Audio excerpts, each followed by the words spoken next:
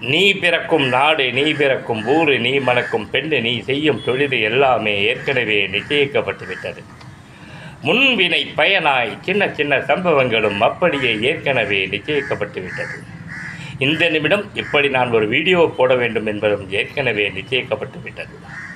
உடல் தோன்றிய உடனே உடல் என்னென்ன அனுபவங்களை பெற வேண்டும் என்பதும் இந்த உடல் என்னென்ன செய்ய வேண்டும் என்பதும் ஏற்கனவே நிச்சயிக்கப்பட்டு விட்டது. முயற்சி மட்டும் செய்து அதன் பயனாய் ஞானம் பெறுவதற்கு மட்டுமே ஒரு மனிதனுக்கு உரிமை உண்டு. இதை அவன் உணர்ந்துவிட்டால் தேகாத்ம புத்தி ஒளியும் உபகாரம் அழியும். இந்த உடலானது தன் பிராப்தத்தால் விதிக்கப்பட்ட அத்தனை அனுபவங்களையும் அடைந்தேதான் தீரும். இதை தவிர்ப்பதென்பது இயலாது.